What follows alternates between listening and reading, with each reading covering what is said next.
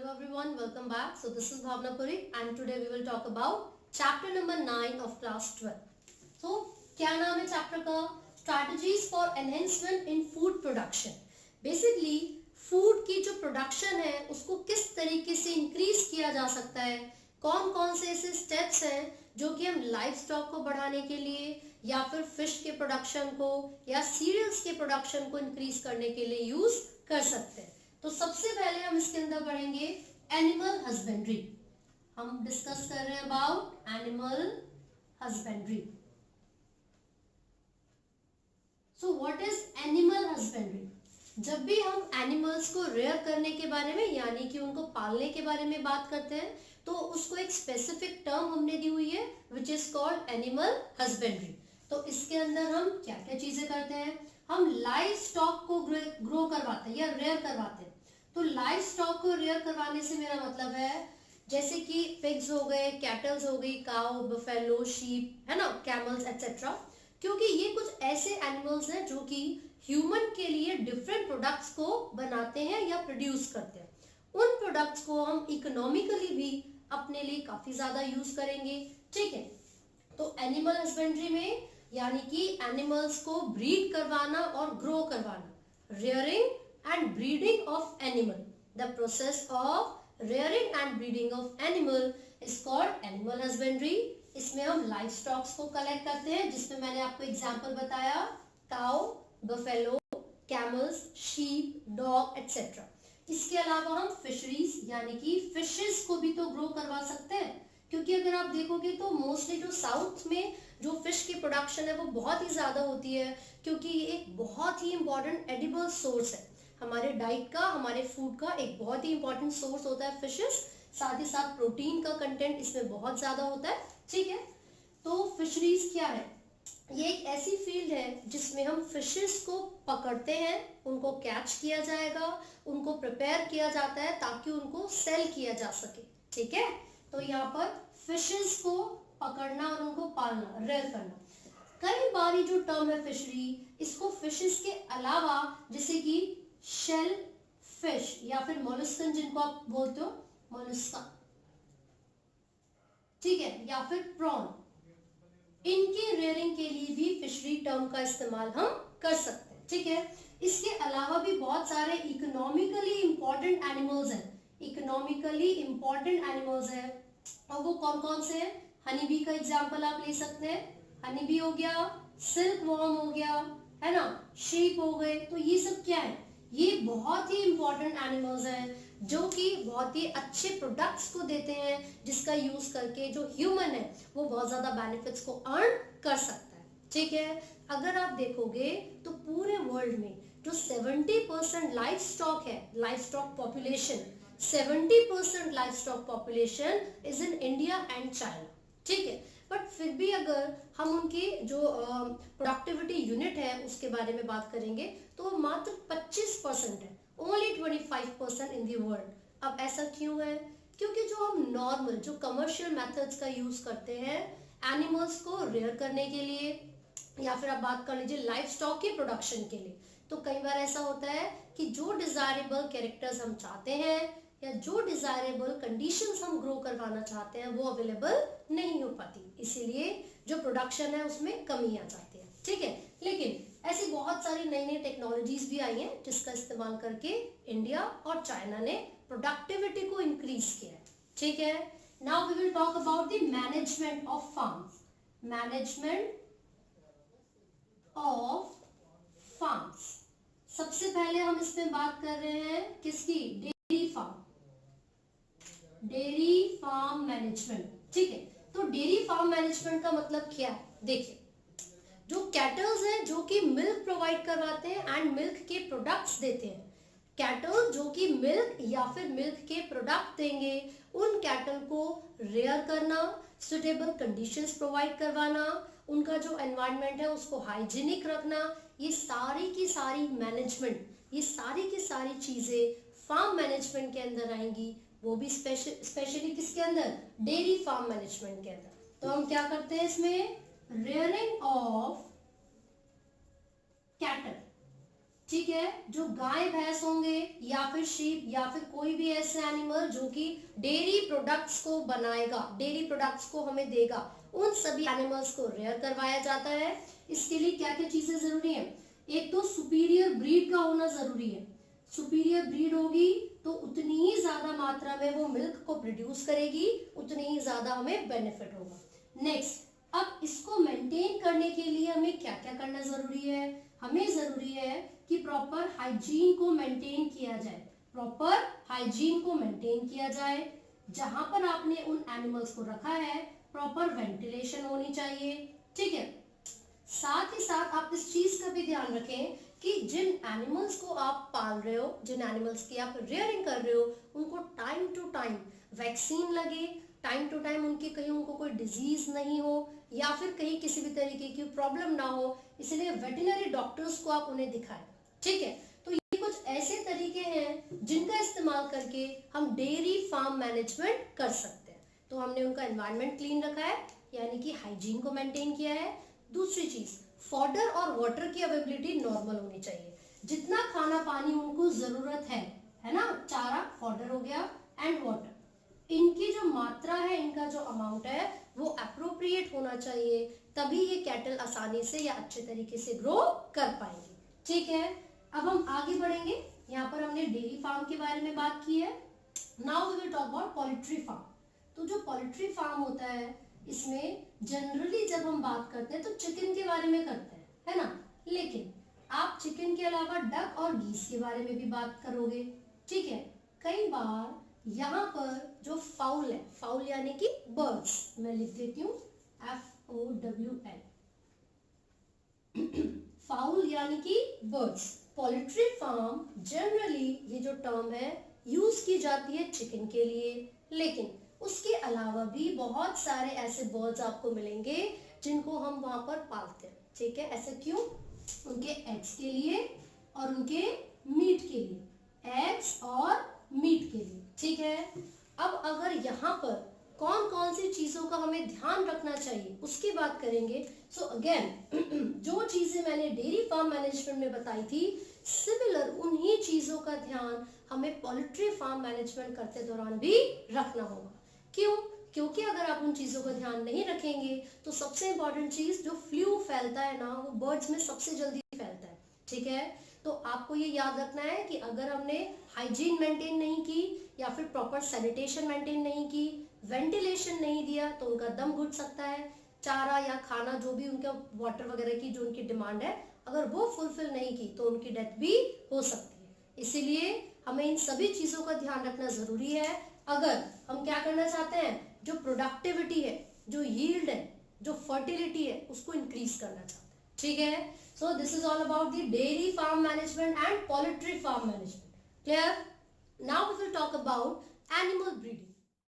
ये जो टर्म हम यहाँ पर सुन रहे हैं, इसका मतलब क्या होगा? सबसे पहले हम मेंशन कर लेते हैं, we are talking about animal breeding. देखिए, एनिमल्स क्या होते हैं हमें पता है, अब हमें जानना ये जरूरी है कि ब्रीडिंग का मतलब क्या होगा, है ना। नॉर्मली क्या होता है, जब भी हम अलग अलग ऑर्गेनिजम्स के बारे में बात करेंगे, चाहे वो डॉग हो, कैट हो, इवन ह्यूमंस क्यों ना हो, अलग अलग एनिमल्स की अलग अलग ब्रीड्स होती हैं, है ना।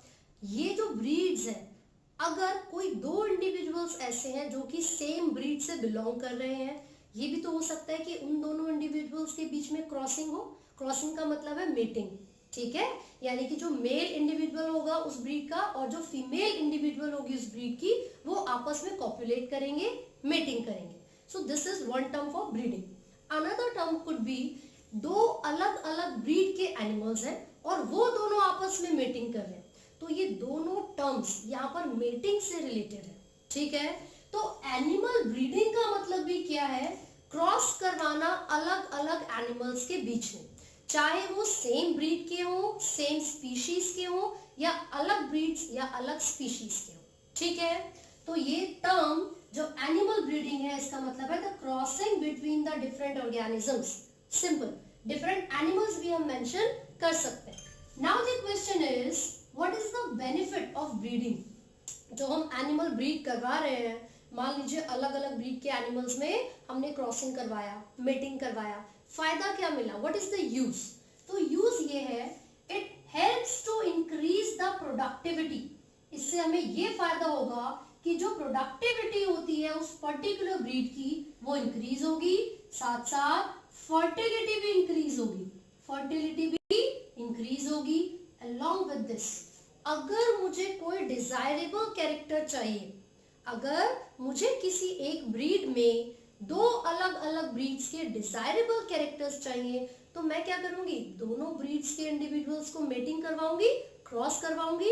एज अ रिजल्ट जो नई जनरेशन मुझे मिलेगी तो हम क्या एक्सपेक्ट करेंगे कि उसके अंदर दोनों ही पेरेंटल ब्रीड के फीचर्स यानी कि कैरेक्टर्स अवेलेबल होंगे।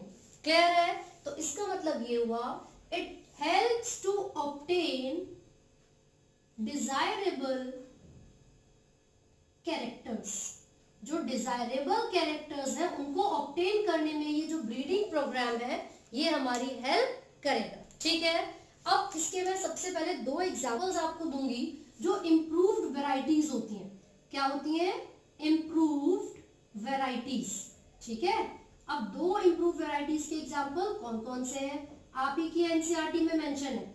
सबसे पहला एग्जांपल आपको कैटल में दिया हुआ है जर्सी का। सबसे पहला एग्जांपल आपको कैटल में गिवन है जर्सी काउ। ठीक है, तो ये क्या है?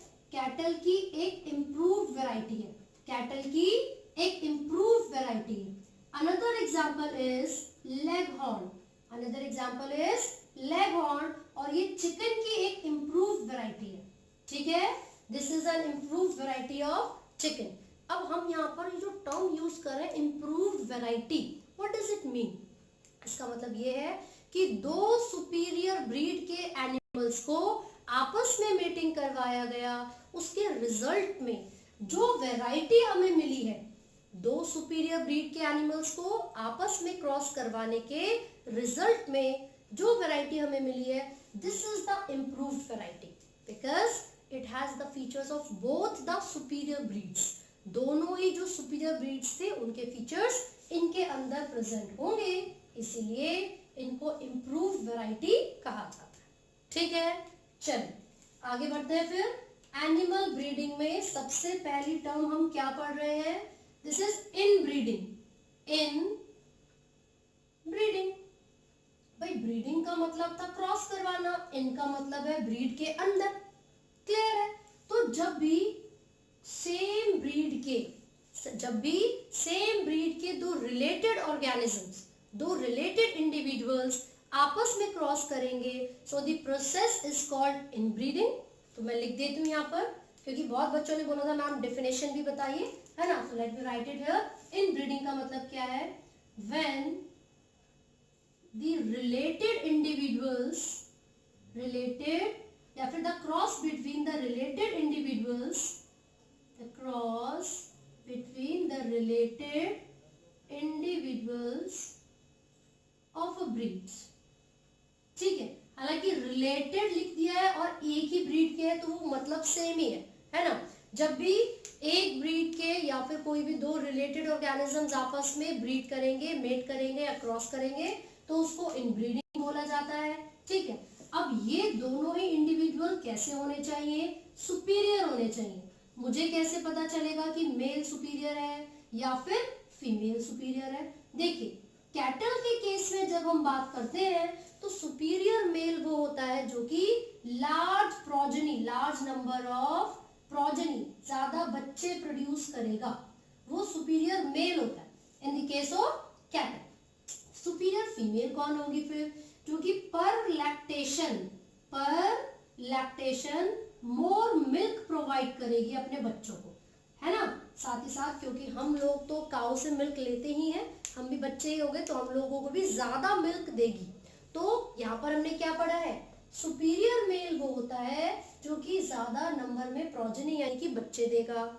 सुपीरियर फीमेल वो होती है जो हर एक बार में, हर एक लैक्टेशन में ज्यादा अमाउंट में मिल्क को प्रोड्यूस करेगी। क्लियर हो गया? अब इन ब्रीडिंग डिप्रेशन पढ़ेंगे ना। What is in breeding depression?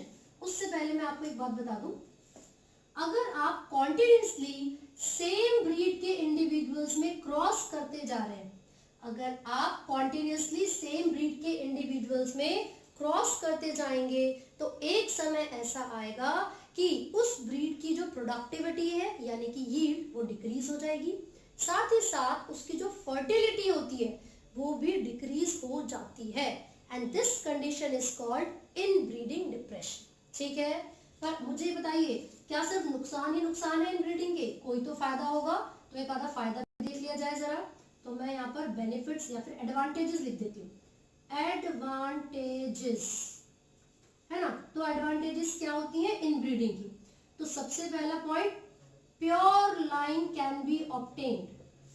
Pure line can be obtained. क्या मतलब है प्योर लाइन का? इसका मतलब है 100% homozygous individuals can be obtained.